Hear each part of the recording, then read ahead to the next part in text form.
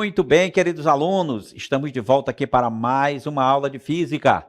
Eu sou o professor Nelson Bezerra e agora nós vamos conhecer qual é o objeto de conhecimento e o detalhamento da nossa aula número 21.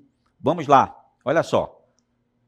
O objeto de conhecimento, ele diz o seguinte: composição e organização dos seres vivos, fundamentos da ecologia, composição dinâmica e evolução da atmosfera terrestre, astrofísica, métodos para a determinação das propriedades físico-químicas de planetas e estrelas. No detalhamento, astrofísica, propriedades físico-químicas de planetas e estrelas. É isso, pessoal. Agora que nós conhecemos aí o nosso objeto de conhecimento, vamos dar início à nossa aula.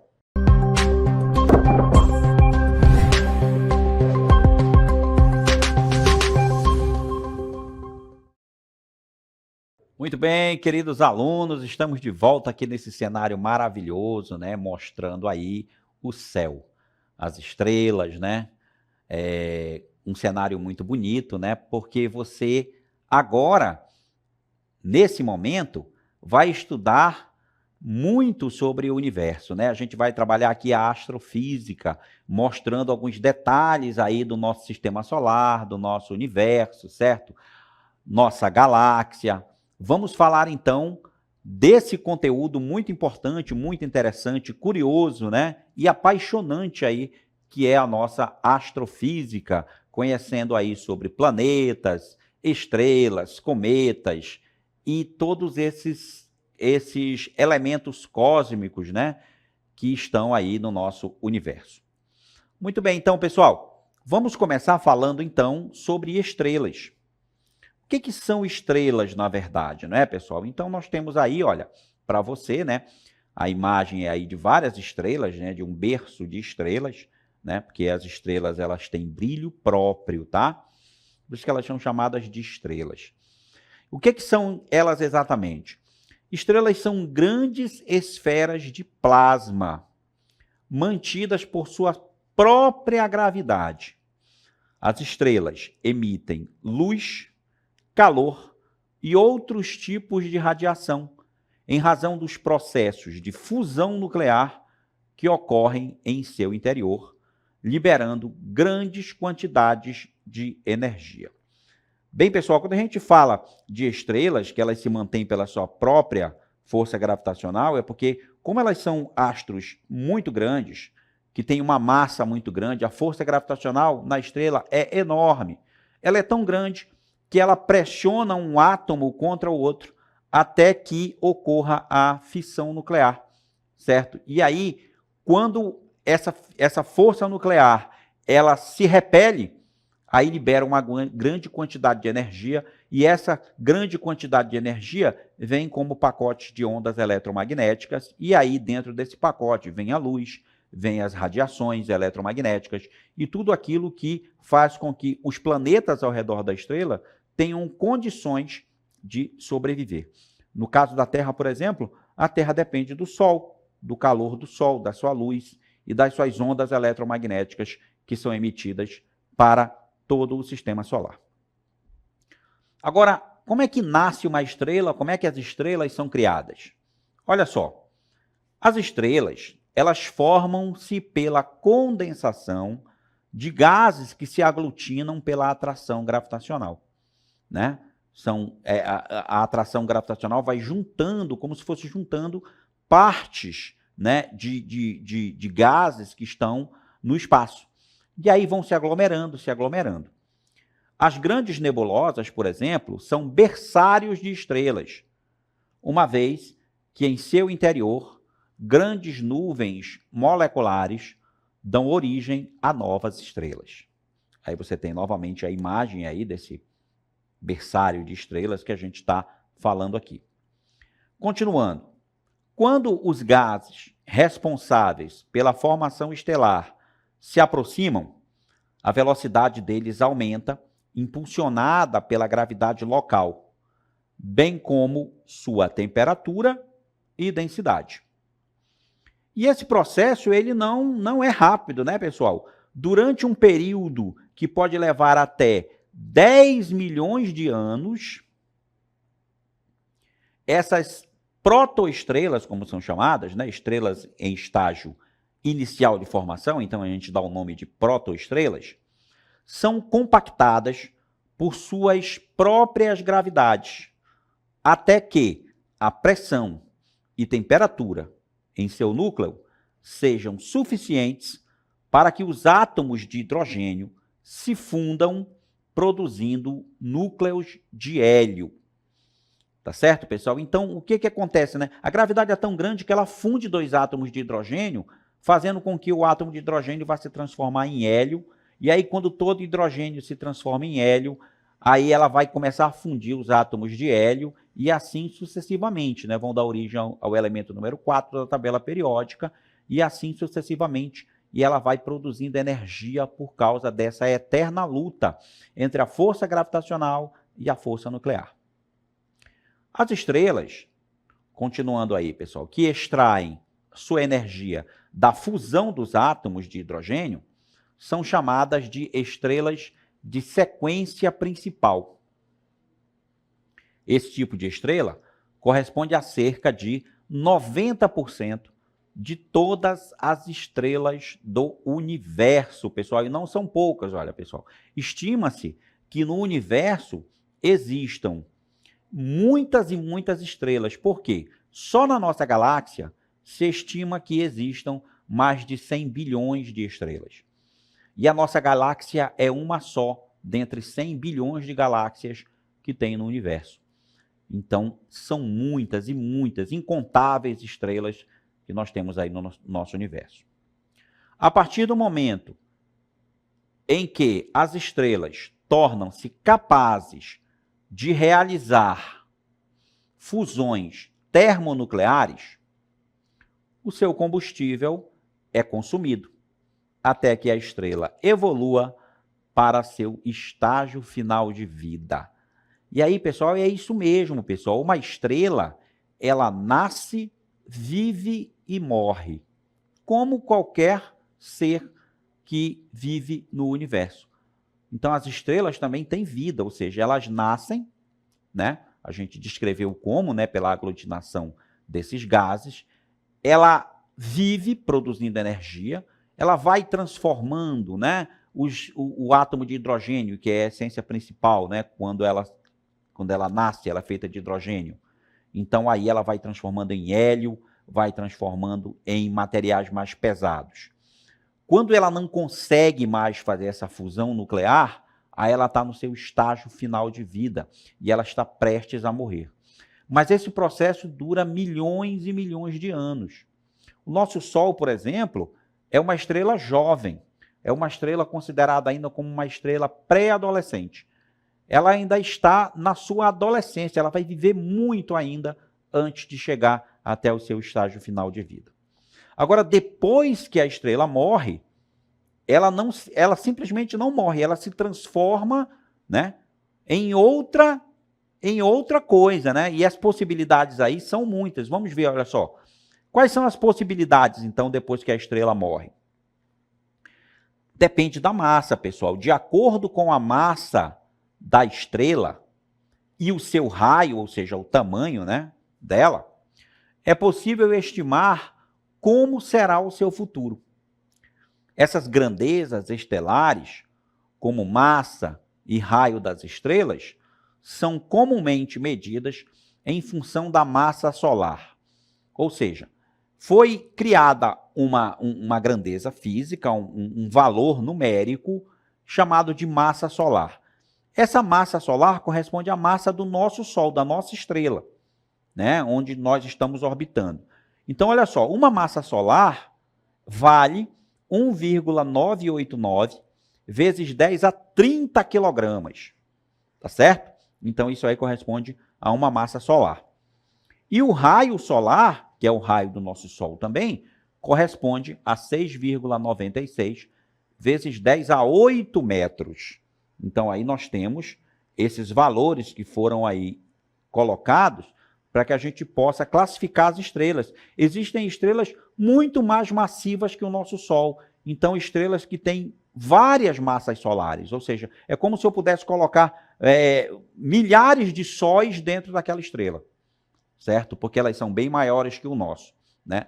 A nossa estrela, pessoal, ela é considerada como uma estrela anã. É uma estrela pequena ao Sol. Não é uma das maiores estrelas do universo. Também não é uma das menores, né?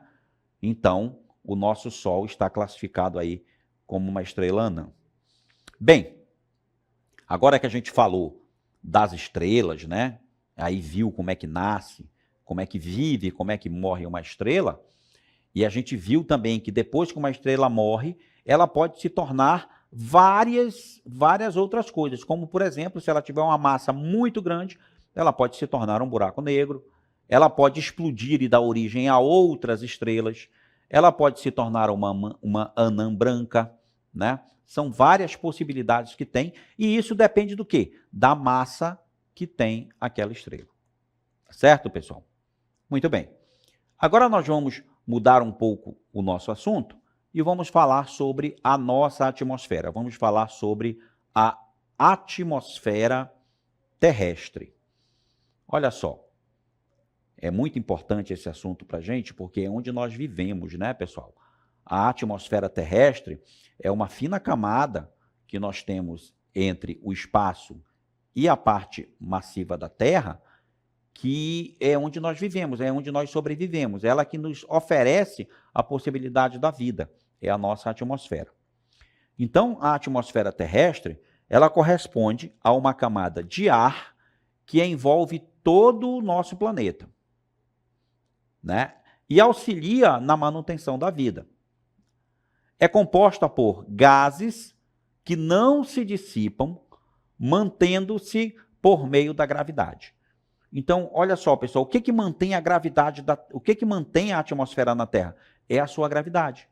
Existem outros planetas no sistema solar, né, que não conseguem manter uma gravidade tão grande e uma atmosfera tão variada como a nossa. Aliás, hoje em dia, pensa-se o seguinte, se aquele astro não consegue manter uma atmosfera, ele não é classificado como um planeta. Para ser classificado como um planeta, ele tem que manter a sua atmosfera. Vamos voltar, então, lá na cartela que nós estávamos vendo para terminar as informações. Olha só. Os gases não se dissipam por causa da gravidade.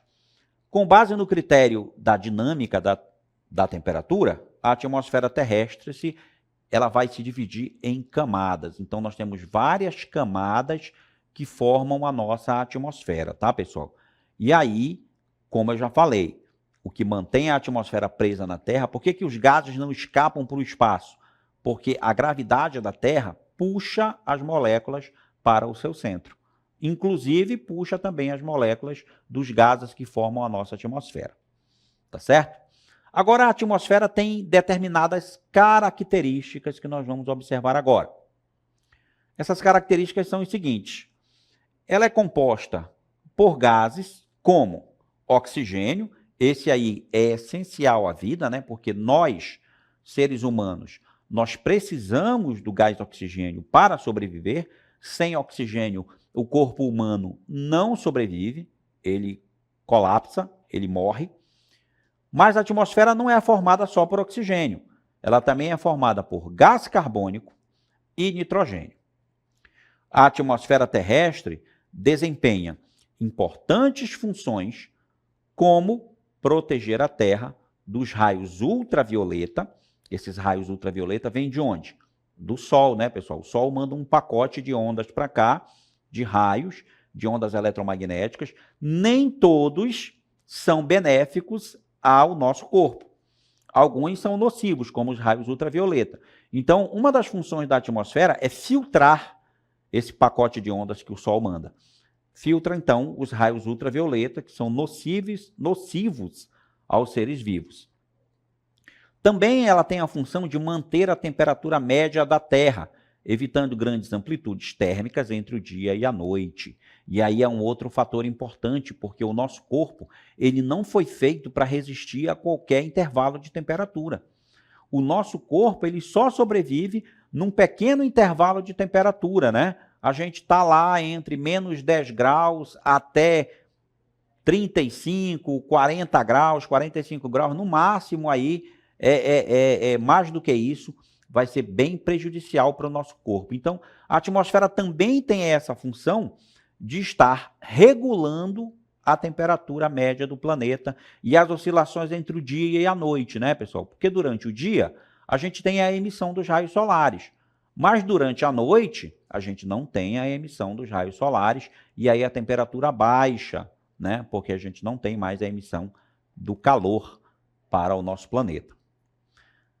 Graças à atmosfera, é possível que haja vida no planeta. Importante.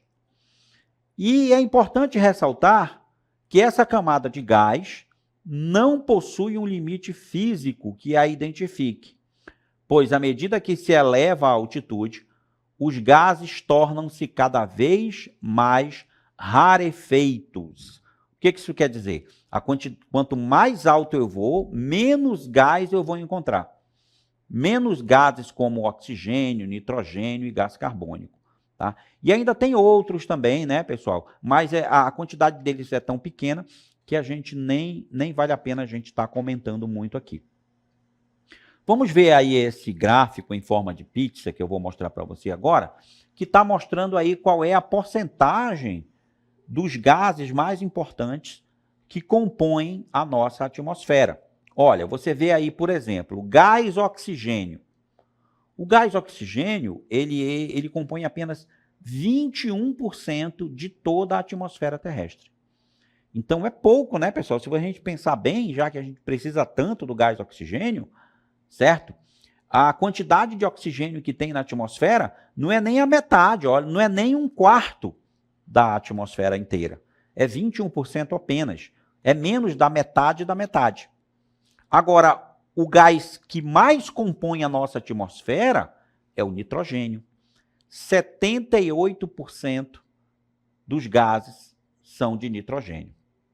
E aí a gente tem, olha só, o gás carbônico e outros gases, né? Eles compõem 1% da atmosfera, certo? Por isso que a gente tem que ter cuidado com a emissão de gás carbônico, porque a gente pode acabar aumentando esse nível e o gás carbônico, ele é nocivo para a nossa saúde, né? Você sabe que o gás carbônico, ele vai lá contribuir para um efeito que, se for muito amplificado, ele prejudica o meio ambiente, que é o nosso efeito estufa.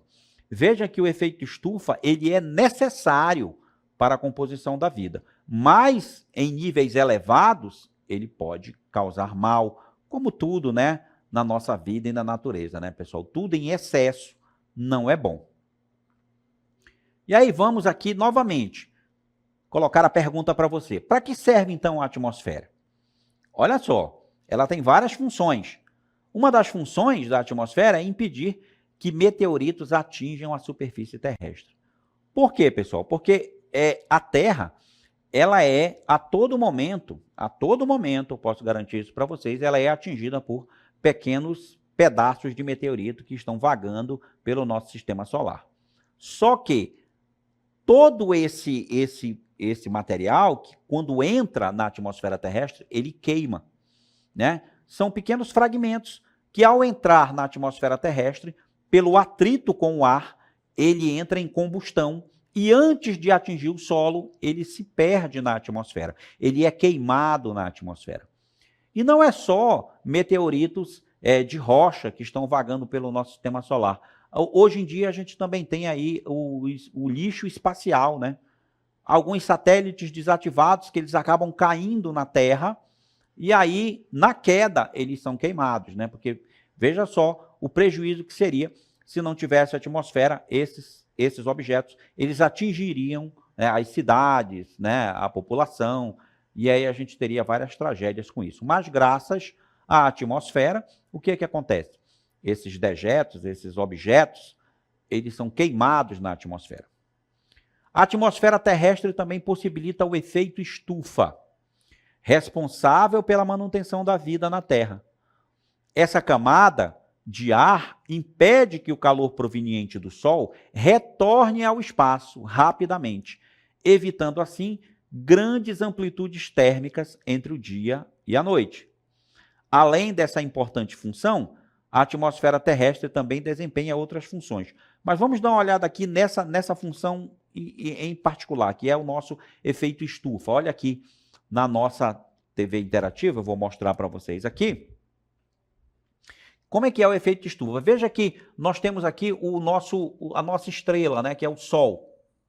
O Sol, como eu já falei para vocês, ele emite um pacote de ondas eletromagnéticas, né? E essas ondas eletromagnéticas, elas trazem também calor para a Terra, né? Esses raios, quando atingem a Terra, eles aquecem a Terra, mas eles refletem na superfície da Terra, né? Porque uma dos fenômenos ondulatórios é a reflexão. Então, a luz, ela bate, né? Ela reflete como se fosse num espelho, ela chega na Terra e ela reflete tentando voltar ao espaço. Mas aí, esses gases aqui, principalmente o gás carbônico, evita que esse raio ele volte imediatamente para o espaço. E aí ele retorna de novo para a Terra, aquecendo novamente o nosso planeta. E aí esse efeito que a gente chama de efeito estufa, eles retêm o calor do Sol, tá certo? E aí mantém uma temperatura mediana na Terra, né? Eles vão regulando a temperatura e regulando essa questão da amplitude das temperaturas entre o dia e a noite. Então veja só, pessoal, o efeito estufa, para quem, às vezes a pessoa fala em efeito estufa, todo mundo, às vezes, todo mundo não, algumas pessoas pensam que é nocivo, que não devia existir. Mas se não existisse, a gente não se daria bem, a gente não manteria a vida como é. O efeito estufa ele é necessário. O que não pode é ele ocorrer com uma grande incidência, né? Não pode acontecer demais, né? Uma hora esse raio tem que sair da Terra, tá certo? Senão, se ele ficar todo o tempo aqui, aí, em vez de estufa, vira um forno. E aí aquece, né? Tem o aquecimento global, todas essas coisas que são discutidas aí no nosso meio ambiente. Bem, continuando aí com o que a atmosfera nos oferece, veja só. Ela também funciona como um filtro, impedindo que os raios ultravioleta provenientes do Sol cheguem até a superfície da Terra. É o que eu falei, já tinha falado, né? Que a atmosfera ela filtra os raios solares. Evita que meteoritos ou fragmentos rochosos que orbitam no espaço cheguem até a Terra, fragmentando-se por meio de processo de combustão em uma de suas camadas. Tá certo? Muito bem, pessoal. Agora, nem sempre a atmosfera da Terra foi do jeito que ela é hoje, né? Quando a Terra era primitiva, a atmosfera era de outra forma. Então, a gente vai falar agora da evolução da atmosfera terrestre. Como é que ela chegou até esse ponto? Então, olha só, pessoal, estima-se que a atmosfera terrestre tenha surgido há cerca de 4 bilhões de anos. Essa camada de gás formou-se quando o planeta Terra, depois de um elevado aquecimento, resfriou-se. E a gente tem ali uma imagem, né? Você vê uma imagem da atmosfera, né? Primitiva, como era a atmosfera nessa época, antes do homem aparecer na superfície da Terra. Vapor d'água, gases e outros elementos provenientes do interior da Terra emergiram. Parte desses gases e elementos dissiparam-se no espaço. Contudo, alguns fixaram-se ao redor do planeta em decorrência da gravidade atuante. Na atmosfera primitiva, não havia presença de gases como oxigênio. Veja, então, aí tem uma explicação de por que o oxigênio compõe pouco da atmosfera. Porque na atmosfera primitiva, por exemplo, não existia oxigênio, né? O oxigênio não era presente. Os gases que estavam presentes nessa atmosfera primitiva, eles eram o metano, gás carbônico, nitrogênio. Inclusive gases compostos por substâncias venenosas. Então, nessa época, era impossível ter vida humana porque a atmosfera era formada por gases que, se existissem hoje, a gente morreria. A gente não poderia respirar essa atmosfera aí porque ela era nociva à nossa saúde. Também a atmosfera apresentava altíssimas temperaturas e tinha o Sol como a principal fonte de energia. É claro, até hoje o Sol é a principal fonte de energia. Isso possibilitou que os primeiros organismos vivos surgissem. As bactérias de metabolismo anaeróbico, ou seja, que não precisam de oxigênio, né? Existem algumas bactérias, né, que não precisam de oxigênio para sobreviver. Então, essas bactérias foram os primeiros habitantes aí do nosso planeta. Por meio da formação dos oceanos, começaram a surgir plantas marinhas primitivas que passaram a realizar o processo de fotossíntese. Olha aí, você já ouviu falar da fotossíntese? É aquele processo em que a planta ela consome gás carbônico e devolve para o ambiente oxigênio. Então, o processo de fotossíntese modificando, então, a composição de gases da atmosfera. As características atuais da atmosfera só foram adquiridas há cerca de 65 milhões de anos, olha só, bem antiga, né? A concentração de oxigênio na atmosfera levou aproximadamente 1,5 bilhão de anos para chegar a 21%, como nós mostramos anteriormente.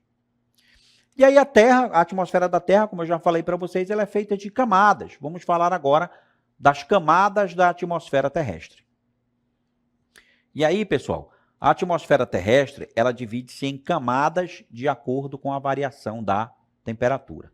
Então, nós temos aqui ao lado a composição da atmosfera terrestre. Veja só, a parte da atmosfera que é mais próxima da Terra é chamada de troposfera, tá certo? E aí, com base na variação de temperatura, a atmosfera terrestre é dividida nessas camadas. Apesar da atmosfera ser disposta em camadas de acordo com essa classificação, é preciso ressaltar que não existe um limite físico entre elas, porque a atmosfera é um meio fluido constituído por gases. A atmosfera terrestre é dividida em 5 camadas. Vamos ver cada uma delas. Primeiro, a mais próxima, que é a troposfera. Ela representa a camada de maior importância para os seres vivos, pois possibilita que eles respirem. É a camada mais próxima da superfície terrestre e apresenta uma distância de aproximadamente 17 quilômetros até seu limite superior e um volume de 80%. É na troposfera que ocorre a maioria dos fenômenos climáticos como chuva, granizo e nevoeiro. Nela, há uma diminuição da temperatura à medida que aumenta a altitude. Outra camada agora, acima da troposfera nós temos a estratosfera. Nessa camada circulam os aviões de carga e de passageiros. É a segunda camada da atmosfera e nela se localiza a camada de ozônio. Nessa camada há um gradativo aumento de temperatura, pouca concentração de vapor d'água e ar movimentando-se horizontalmente. Mesosfera representa a camada mais fria da atmosfera e seu ar é rarefeito. Suas temperaturas podem chegar a menos 90 graus Celsius em decorrência da baixa concentração de moléculas e também porque há redução do calor proveniente da camada de ozônio. A temperatura diminui com o aumento da altitude. Nessa camada, há fragmentação dos meteoritos por meio do processo de combustão, evitando que cheguem até a superfície terrestre, pessoal. E aí temos a termosfera. A termosfera, também conhecida como ionosfera, em decorrência da grande concentração de íons. Apresenta altas temperaturas que podem chegar até 1.500 graus Celsius. À medida que há um aumento de altitude nessa camada, é possível observar o fenômeno óptico conhecido como aurora polar, aurora boreal e aurora austral. Na termosfera orbitam os ônibus espaciais. E por último, a exosfera. É a última camada da atmosfera e representa a transição entre a atmosfera e o espaço sideral. Nela, o ar é rarefeito e constitui-se por hélio e hidrogênio. Suas temperaturas podem atingir até 1.000 graus Celsius. E isso exige que as naves espaciais sejam construídas com materiais resistentes a altas temperaturas. Muito bem, pessoal, é isso que nós tínhamos aqui para falar para vocês, né? Falamos aí sobre a astrofísica e também falamos sobre a atmosfera. Eu espero que vocês tenham gostado. Eu encerro aqui a aula com vocês e a gente se encontra em uma outra oportunidade. Tchau, pessoal.